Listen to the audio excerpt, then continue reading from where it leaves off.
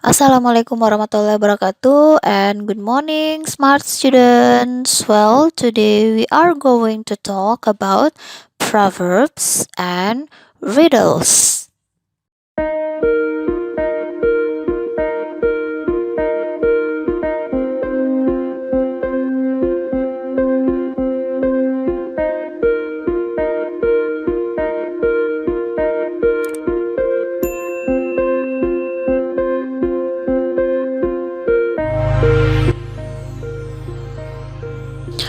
Well, jadi seperti yang Mem bilang tadi, bahwa hari ini kita akan membahas tentang proverbs and riddles.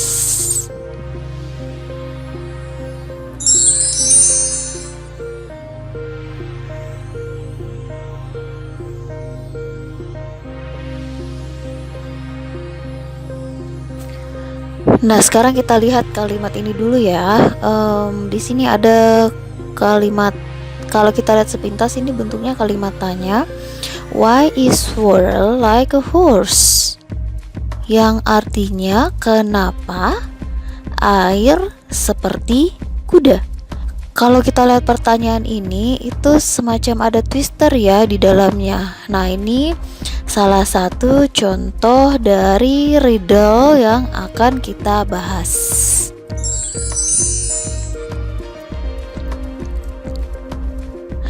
Tapi sebelum itu kita lihat dulu the learning goals in this lesson. Yang pertama, peserta didik diharapkan mampu mengidentifikasi fungsi sosial, struktur teks, dan unsur kebahasaan dari teks khusus proverb and riddle sesuai konteks. Kemudian berikutnya, peserta didik diharapkan mampu mengidentifikasi perbedaan antara yang proverb dan riddle yang ada dalam bahasa Indonesia dan bahasa Inggris. Kemudian menyatakan dan menanyakan teks khusus proverb and riddle dengan menggunakan bahasa Inggris dengan memperhatikan tujuan, struktur teks, dan unsur kebahasaan secara benar dan sesuai dengan konteks. Lalu berikutnya adalah menangkap makna teks khusus proverb and riddle, dan yang terakhir membuat teks khusus proverb and riddle. Nah, sekarang kita lihat dulu apa itu proverbs. Jadi dari pengertiannya proverbs is a short, memorable, and often highly condensed saying embodying especially with bold imagery some commonplace fact of experience.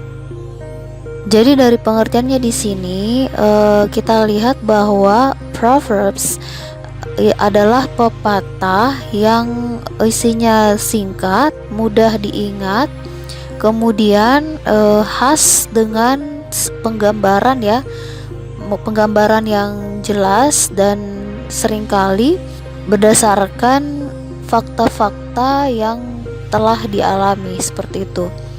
Atau secara singkatnya, proverbs dalam bahasa Indonesia itu berarti peribahasa.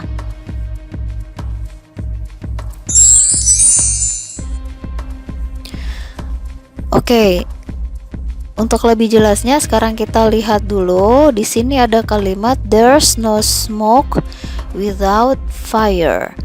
Ini kalau kita artikan tidak ada asap tanpa api ya.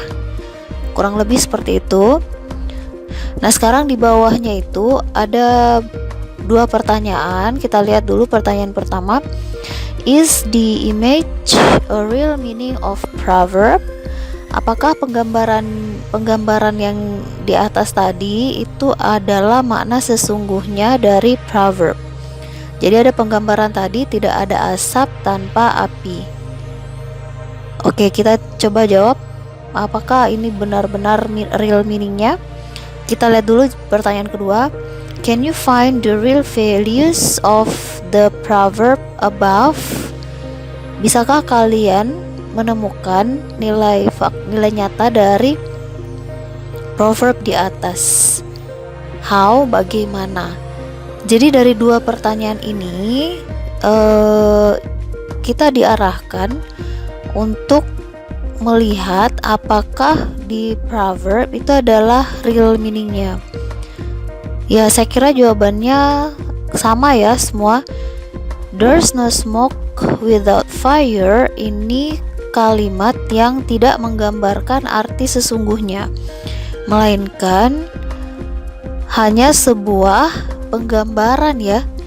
Jadi sinkron dengan pengertiannya tadi itu malah selalu disajikan dengan sebuah imagery atau penggambaran, dan short, singkat, dan memorable, mudah diingat. Nah, untuk there's no smoke without fire, mungkin sebagian besar dari kita sudah paham ya. Meskipun di sini dikatakan bahwa tidak ada asap tanpa api, tapi maknanya itu berbeda ya dengan realnya. Jadi seringkali proverb ini diartikan bahwa tidak ada sesuatu yang timbul tanpa ada penyebabnya. Well, sampai sini semoga kalian paham ya. Nah, berikutnya, people tend to use proverbs to comment on a situation, often at the end of true story someone told or in response to some events. Jadi kita atau orang-orang ya sering menggunakan proverbs untuk pertama mengomentari sebuah situasi ya, atau seringkali sebagai ungkapan di akhir cerita yang disampaikan oleh seseorang, ataupun memberikan respon dari suatu kejadian. Jadi ini adalah fungsi sosial dari proverbs ya, untuk memberikan semacam komen atau pendapat, atau merupakan sebuah respon dari cerita seseorang ataupun dari suatu kejadian. Lalu berikutnya, proverbs may come in. Proverb bisa saja muncul dalam bentuk yang pertama, warning, advice, atau morals. Jadi semacam teguran ya. Proverb itu sering muncul yang pertama sebagai sebuah teguran atau saran. Contohnya, never judge a book by its cover. Jangan menilai buku dari covernya, dari sampulnya. Ini bisa berarti bahwa kita jangan menilai seseorang dari penampilan luarnya ya. And then look before you leap. Lihat sebelum Anda melangkah, atau perhatikan sebelum Anda melangkah. Jadi ini jelas dari proverb ini menyampaikan makna tersirat bahwa sebelum kita mengambil suatu tindakan, kita harus mempertimbangkan segala baik dan buruknya. And then itu tadi warning ya, dua contoh warning atau advice. Kemudian proverb atau peribahasa juga bisa muncul sebagai key elements atau elemen kunci. Dikatakan bahwa proverbs can also be grouped by some key elements such as animals atau plants. Jadi proverbs itu juga seringkali dikelompokkan ya dengan kata-kata kunci seperti hewan atau tumbuhan. Jadi proverbs ini seringkali menggunakan perumpamaan hewan atau tumbuhan. Seperti contohnya, when the cat's away, the mice will play. Ya. Ini ada perumpamaan kucing dengan tikus. Ya, sebagaimana kita ketahui bahwa kucing dan tikus itu tidak pernah akur ya. Maka di sini digunakan sebagai perumpamaan dalam sebuah peribahasa. And then visualizing di sini berarti memberikan gambaran ya. proverbs can also visualize through picture. Jadi proverbs peribahasa ini bisa kita gambarkan melalui sebuah gambar ya, dengan gambar. Misalnya all that glitters is not gold, yang berarti bahwa tidak semua yang berkilau itu adalah emas. Ya, secara tersirat juga di sini memperlihatkan makna bahwa tidak semua yang berkilau, tidak semua yang nampak bagus itu sifatnya seperti emas ya. Jadi diingat, proverbs may come in warning sebagai saran, kemudian penggunaan imagery atau perumpamaan yang berupa hewan atau tumbuhan, kemudian visualizing ya.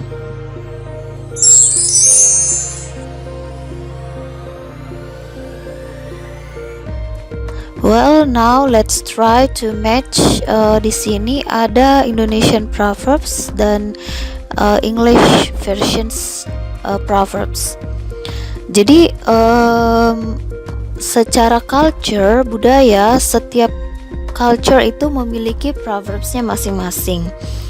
Dan sama dalam bahasa di Indonesia maupun di luar negeri itu memiliki proverbs yang lekat dengan budayanya kita. Jadi untuk proverbs itu kita tidak mengartikan secara per kata, tapi kita untuk mencari persamaannya ya kita cari persamaannya. Jadi misalnya nomor 1, bersatu kita teguh, bercerai kita runtuh, itu tidak kita artikan per vocab, per kata, tapi kita cari persamaannya dalam bahasa lain. Jadi di sini kita cari persamaannya dengan versi bahasa Inggrisnya ya.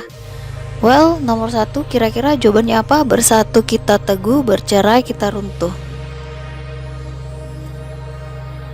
Oke, very good. Jadi persamaannya adalah united we stand, divided we fall. Kalau kita artikan di sini untuk English versions-nya itu bersatu kita berdiri, terpecah kita jatuh ya. Next yang berikutnya, rajin, pangkal, pandai. Pasangannya kira-kira yang mana ya?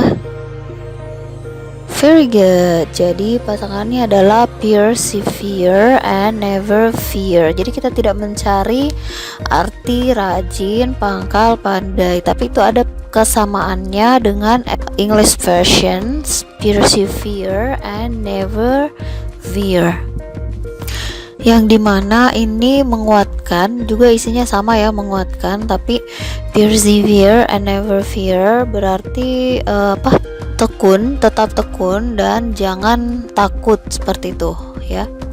Terus yang ketiga, berakit-rakit ke hulu, berenang-renang ke tepian, bersakit-sakit dahulu, bersenang-senang kemudian. Saya kira proverb ini, peribahasa ini sudah familiar ya, dan agak panjang kalau kita lihat di sini. Kira-kira pasangannya yang mana di English version? Ya, ternyata pasangannya adalah no pain no gain. Kalau kita lihat di bahasa Indonesia itu panjang proverbnya, perumpamaan yang digunakan itu agak panjang ya. Sementara untuk English versionsnya itu sangat singkat, no pain no gain ya. And then untuk yang keempat, di mana ada kemauan di situ ada jalan. Saya kira ini gampang ya. Persamaannya di English version yaitu there is a will, there is a way, karena kurang lebih artinya sama. Di mana ada kemauan di situ ada jalan. And then the last one is dikasih hati minta jantung. Kalau di bahasa Indonesia perumpamaan yang digunakan itu organ tubuh ya, dikasih hati minta jantung. Sementara pasangannya di English version yang kurang lebih sama artinya, proverb di English version yaitu give him an inch and he will take a yard. Untuk English versionsnya kita lihat dia di situ tidak menggunakan perumpamaan organ tubuh, tapi lahan ya. Kita memberikan dia seinci, tapi dia ingin mengambil 1 satu wilayah seperti itu ya. Oke.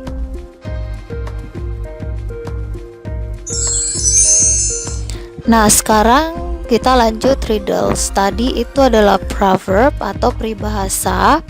Sekarang kita lihat apa itu riddles.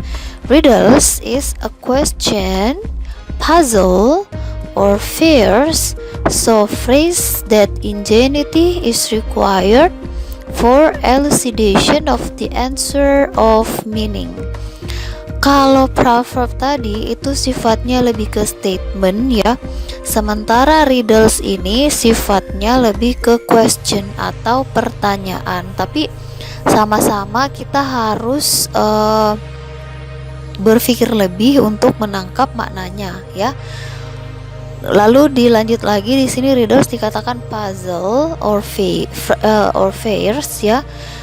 Bentuknya puzzle ya, secara acak dan lebih berirama seperti itu, yang mengharuskan kita untuk berpikir lebih keras ya, berusaha lebih keras untuk bisa menjawab maknanya. Nah, itu riddles. Jadi ini bukan pertanyaan biasa, tapi ada twister di pertanyaan itu. Untuk lebih jelasnya, sekarang kita lihat match the riddles with the answer. Coba kita konekkan antara riddles yang di sebelah kiri dengan jawaban yang ada di sebelah kanan. Oke, sekarang kita lihat yang pertama dulu. Why is water like a horse? Jadi ini tadi ya, kita sudah lihat di awal, kenapa air itu seperti kuda katanya. Kira-kira jawabannya yang mana? A table, atau they both run, atau a sandwich, atau a dirty horse, atau a beard. Oke, very good. Jadi jawabannya adalah they both run katanya, karena keduanya itu run ya. Kalau dia bahasa Indonesia emang artinya run itu lari. Kalau air itu kita tidak bilang lari tapi mengalir. Tapi kalau dalam bahasa Inggris itu air mengalir kita bilang run ya. Makanya dikatakan sama karena keduanya itu katanya run. And then the second one, what has four legs and flies? Ini gampang ya. Apa yang mempunyai 4 kaki dan terbang? Ya, jawabannya yang mana ya kira-kira? Iya, jawabannya adalah a dirty horse. Ya, ini kadang-kadang mungkin kita tidak menyangka ya jawabannya seperti itu. Tapi a dirty horse itu semacam joke di sana bahwa kalau kuda itu kakinya lagi kotor, maka dia akan berlari seolah-olah terbang seperti itu. And then number 3, it grows down. It grows down, apa yang tumbuhnya ke bawah? Ya kan tumbuh biasanya ke atas ya. Ini riddlesnya apa yang tumbuhnya ke bawah? Jawabannya adalah a beard, jenggot. Saya kira ini mudah ya. And then number 4, it has legs but it cannot walk.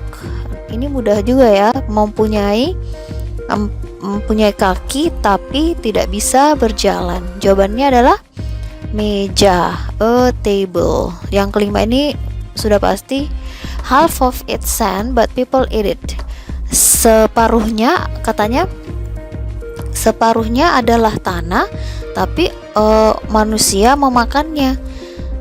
Di sini yang belum ada jawabannya ya, sandwich ya. Tapi kalau kita pikir-pikir di sini sand itu tidak diartikan sehingga jawabannya jadi sandwich ya. Oke, ini contoh riddles, pertanyaan yang puzzle, sifatnya puzzle atau twister. Sehingga untuk menjawab ini kita harus sedikit lebih berpikir seperti itu. Karena kadang-kadang ada semacam joke ya di dalamnya. And then bagaimana dengan grammatical structure-nya? Grammatical structure ini adalah semacam unsur-unsur kebahasaannya ya. Ada 4 yang sering muncul, grammatical structure yang sering muncul dalam proverb atau riddles, yaitu yang pertama imperatif negatif. Jadi sebagaimana kita ketahui bahwa imperatif itu adalah kalimat perintah ya. Nah, ada dua di sini, imperatif negatif dan imperatif positif. Kalau imperatif negatif itu semacam larangan seperti itu. Misalnya, jangan pergi, itu kan don't. Biasanya berawalan don't ya, don't go, don't eat, jangan makan itu, don't eat that, atau don't be lazy ya, don't, itu imperatif ya, imperatif negatif. Sementara imperatif positif itu bersifatnya perintah untuk melaksanakan. Nah, ini grammatical structure yang sering muncul dalam proverb atau riddle. Kemudian parallel phrase atau frase yang setara ya, frase setara. Jadi ada frase yang sama. Kalau misalnya frasenya terdiri atas subjek, frase pertama terdiri atas dua kata, maka dua kata itu harus sifatnya sama dengan kata yang ada di frase yang kedua. Jadi untuk lebih jelasnya sebentar kita lihat contohnya. And then the last one is declarative sentence atau kalimat yang sifatnya deklaratif atau pemberitahuan ya. Nah, sekarang kita lihat lebih jelas contohnya. Nah, ini imperatif yang pertama, imperatif negatif. Don't flag a dead horse. Di sini ada kata don't ya, jangan. Kemudian imperatif positifnya, look before you leap ya. Perhatikan, lihat dulu sebelum kamu melangkah, itu perintah, bukan larangan. And then parallel phrase, kita lihat contohnya ada dua frase, garbage in kemudian garbage out. Jadi frase ini dia setara, menggunakan kata garbage in itu yang posisinya atau sifatnya tingkatannya sama dengan garbage out. Kemudian yang terakhir declarative sentence, penyampaian ya, semacam penyampaian. Contohnya birds of a feather flock together. Jadi ini keempat grammatical structure atau unsur kebahasaan yang sering muncul di proverbs and riddles. Well, remember proverb and riddle itu kalau kita lihat sifatnya sama, twister atau sesuatu yang tidak straight to the point, melainkan ada imagery atau penggambaran di dalamnya, sehingga untuk menangkap maknanya itu kita mesti berpikir sedikit lebih keras ya dibanding menangkap makna dari ungkapan-ungkapan yang biasa saja. Hanya saja ada perbedaannya, untuk proverb itu berupa statement atau ungkapan, sementara riddle itu sifatnya question atau pertanyaan.